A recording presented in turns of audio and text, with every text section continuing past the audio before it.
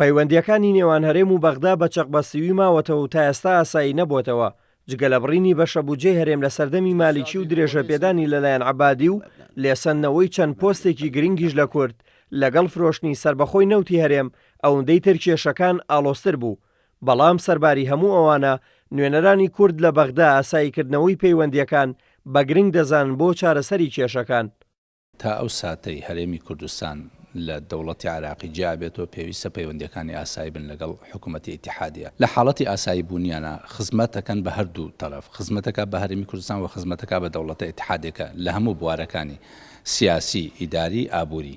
بۆیە لە ئێستادا ضرورە تا ئەو بڕیارە ئەدا هەرێمی کوردستان پەیوەندیەکانی خۆی ئاسایی بکاتەوە. لە دوا کۆبوونەوەمان لەگەڵ حەیدەر عەبادی سەرۆکی ئەنجومەنی وەزیران ئامادەی خۆی دەربڕی بۆ ئەوەی ئەو مبادرەیە کە بەرامبەر بە هەرێمی کوردستان بۆ ئەوەی تازەترین تەوافق بکەن لەسەر ئەو بابەتانی کە باسم کرد. ئەو نامەیە تا ئێستا حەیدەر عەبادی نەیناردووە بۆ هەرێمی کوردستان یا ڕادەستیان دامان نەکراوە. بۆیە دوای ئەو نامەیە ئەزانین کەوا بڕیاری قیادەی کوردی چێ بێ. هەرچەنە من با بڵێن متەفائیل نیم بەرامبەر بە بڕیاری قیادەی کوردی.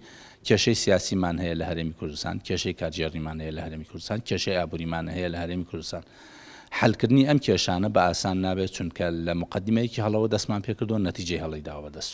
ئەم نوێنەرەی کورد لە بەغدا سەرباری گلەیەکانی لە حکوومەتی هەرێم ڕای دەگەێنێت کە ئێستا دەرفەتێکی گرنگ لە بەردەستدایە بۆ بەدەستێنانی مافەکانی کورد. ئێستا هەلێکی شایستە و گونجاوە بۆ ئەوەی کورد داوای ئەو پۆستانی خۆی بکاتەوە، شایستەکانی دارایەکانی خۆی داوا بکات، چونکە حەیدەر عەبادی لە ئێستادا کە داوای گۆڕانکاری وەزاری کابینی وەزاری ئەکا پێویستی بە هاوکاری ئێمە. ئەگەر ئێمە کورد ڕازی نەبین ناتوانین بەکارێ ئەو داخوازیانە کە ئێوێ جێبەجێ بکە. پێم وایە دوا فرسەت بێ لەم خۆلا بۆ ئێمە ڕەخساوە.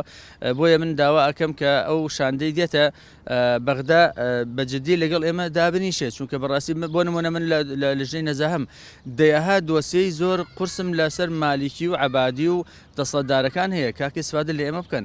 کاتێ تۆ چی فشار وەکو حکوومەتیان چی فشارت هەیە لەسەر بەغدا؟ هیچ فشارێکت نییە، چی داوایەکی لێکە جێبەجێ نەکرێت. لەبەر ئەوە من لەم ڕێگەی ئەم کەناڵی جەنابتانەوە بە شانی دانوستانکاری حکوومەتی هەرێم، سەرکرداری سیاسی هەرێمی کوردستان ئەڵێم کە ئەم جارە ئەم فرسەتە تقریباً ماوەی 2 هەفتەیەکە ئەم فرسەتە لەدەستمانە چێ.